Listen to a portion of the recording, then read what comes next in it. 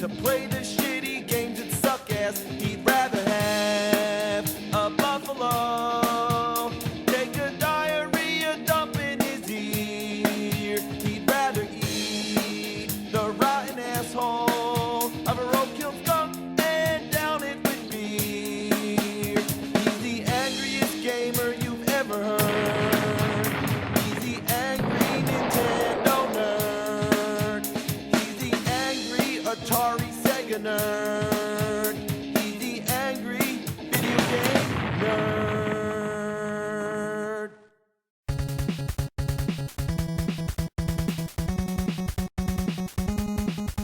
You got a game and a controller.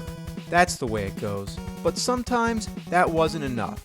Nintendo is always coming up with creative and unique ways to play games. Today, there's the Wii and the DS stylus pen. But even in the early days with the NES, they were doing the same sort of thing. Some of them were pretty awesome at the time, but others were failed experiments that made you look like a jackass. So let's take a look at some of the NES accessories. I already talked about the Power Glove. We all know it's bad, so bad. Let's start with the Zapper. Back then we just called it the gun, because that's what it is. There's nothing more satisfying than just shooting the fuck out of things. It was the quintessential gaming accessory. Almost every console had their own version of the gun.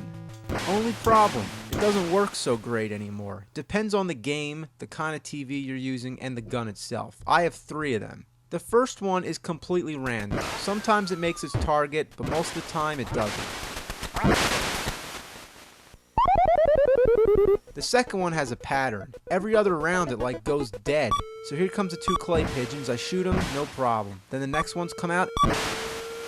I can't hit them, even if I press the thing against the screen. The third Zapper has the same problem, except that the pattern's swapped. What the fuck is going on? Even the alleged light bulb trick doesn't work. Here we have Wild Gunman. What do you gotta use your hands? That's like a baby's toy.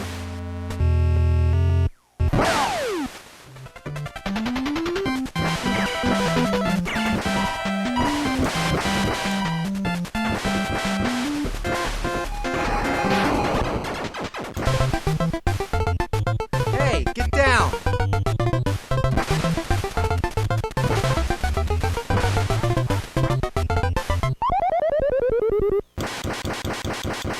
The Super Nintendo also had its own gun, more like a big-ass bazooka, the Super Scope. If you're familiar with the Zapper, this one's a totally different story. The Zapper used light detection. That is, when you pull the trigger, the screen goes black for a fraction of a second and the targets become white squares. The Zapper detects whether or not it's pointing at the light, hence the term light gun that everybody likes to call it.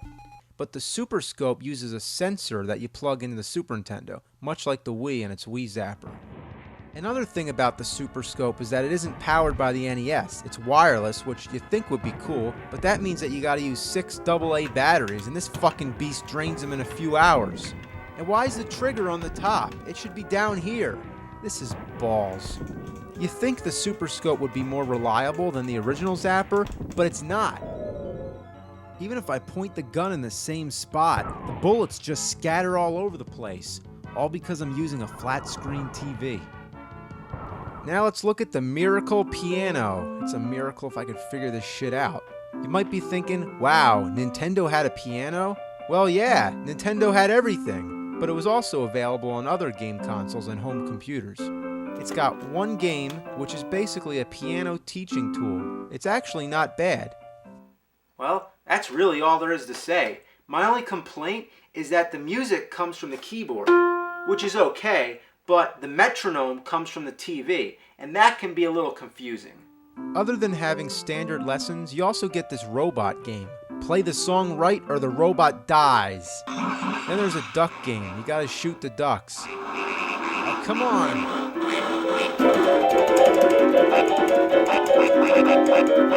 Yeah, I'm shooting ducks with the piano. Next we have the Power Pad. You lay it on the floor, kind of like Twister. Let's pop in good old world-class track meet and have a race, jump hurdles, and do the long jump or triple jump. The present-day equivalent of the Power Pad is Dance Dance Revolution, and there will also be a version on the Wii. It was meant to be a family game, but most kids I knew played it alone in their room, and that meant that if your room was upstairs, your parents would hear like all this thumping and shit. They hated it. Cats and dogs would piss and shit on it. In fact, just thinking about it makes me feel like having an anal evacuation.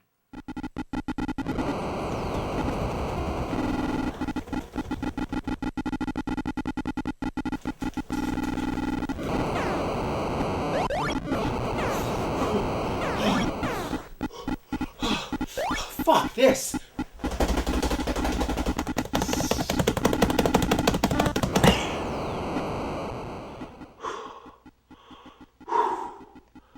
Yeah, it all comes down to tapping buttons, which brings us to our next accessory. Probably the stupidest thing ever invented, the speed board. What is it? It's a piece of fucking plastic. You attach your controller. You get it? In case you don't want to hold the controller with your hands, in case you enjoy playing on the floor or behind a table, then this is for you. It's embarrassing. What's the point? To put the speed at your fingers? Why in the ass would I need that? If I'm playing a game that involves having to tap the buttons like crazy, I'm probably gonna get a turbo controller like the NES Max or NES Advantage. How could they even sell such a thing? Even though it's made by a third-party company, it was actually licensed by Nintendo. It's like covering a turd in ice cream sprinkles. Next up, oh boy, the Konami Laser Scope. Now I just want to go on record by saying I fucking love Konami. But this thing reeks of ass. It's essentially yet another form of the zapper, but it's voice controlled. To shoot, you say fire. Fire! Fire! Fire! Fire! Fire! Fire! Fire! Fire! Fire! Fire! Fire! Fire! Fire! Fire! Fire! Fire! Fire! It also has headphones, and it advertises on the box that you can use it for your Game Boy or Walkman. Just detach the scope module. Yeah. Wow. Yeah, I would look so cool walking around listening to my iPod with this fucking thing on my head. It also advertises that parents will love what they don't hear. It says, while the laser scope surrounds the player with the sounds of exciting gameplay action, non-players can listen to music, read a book, talk on the phone, or have a conversation in the same room. Yeah, while you're saying fire, fire, fire, kind of defeats the purpose, right? Fire, fire, fire, fire, fuck. I didn't say fire, I said fuck. Fuck. Fuck fire. Fuck. Fuck. Ass. You can say anything. Shit. Bitch. Cunt. Fuck. Fart. Fuck. Wow, I just shot down a duck by saying fuck. Next is the Rollin' Rocker. This thing is the biggest shit biscuit I've ever seen. You stand on it and supposedly you rock back and forth, which controls the D-pad. The modern day equivalent would be the Wii Fit. The Rollin' Rocker is supposed to be compatible with every game for the NES, but I find that it isn't compatible with any of them. Each game responds differently, but none of them work. Adventure Island keeps walking right, Excite Bike keeps going down, Skate or Die goes in circles, Kung Fu ducks to the right, Metal Gear does nothing at all, Ninja Turtles 3 walks in place, and 1943 just fidgets around a lot. It's another hunk of plastic! Who made this thing?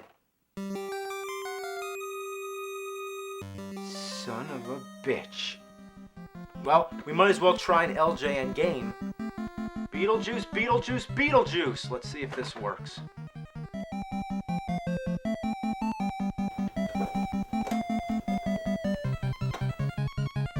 No, of course not. It doesn't.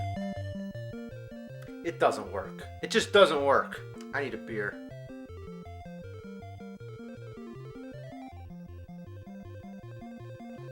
I'm drinking Rollin' Rock on the Rollin' Rocker. Rollin' Rock? Rollin' Rocker. Yeah, Rollin' Rock on the Rollin' Rocker.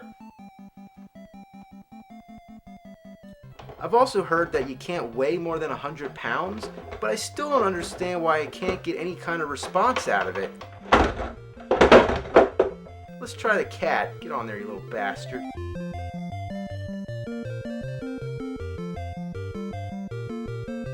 Cat's like, fuck that shit. Even though the Rollin' Rocker does absolutely nothing, the B and A buttons still work. Yeah, you plug the regular controller into it, so while you're standing on the thing, you still use the B and A buttons like normal. So even if it did work, what's the point? If I'm holding the controller anyway, why not just use the controller? It blows my mind. It's like, what were they thinking? One more. The U-Force. So hot, nothing can touch it. Nothing comes between you and the game. That's what the advertisement said. You open the thing up, it basically looks like electronic battleship. It's got a three-dimensional invisible power field. Wow, a power field. Now we're literally playing with power. Come on, jump. Jump. Come on, Mario, jump. God, how do I jump? Come on, jump. Ass. Oh, jump is over here. All right, here we go. Get the mushroom. Oh, now that's assy. Yeah, I know I use the word ass a lot. I guess you can say I'm an assaholic. Let's try Kung Fu. Yeah, I'm honestly surprised. This thing kind of works. Looking at the instructions, each game has a specific setup and a switch combination, kind of like the codes with the Power Glove. Punch-Out uses an upright position and a power bar. Everything's always power. What's so power about it? It's only a plastic bar, and why do you need it? Yeah, that's what I'm talking about. This actually works. I'm punching somebody with the U-Force. Oh, watch out. Oh. Get up, get up, get up. All right. All right. One more game. I can't believe we gotta touch this one again. Top Gun has an option of using this weird joystick thing. I don't see the point when I can just use an actual joystick. And what's really weird is that this thing, again, is just a piece of plastic. It doesn't have any wires connecting to it. You just plant it there. And the buttons actually work. And it steers okay, too. To tell you the truth, I'm stunned.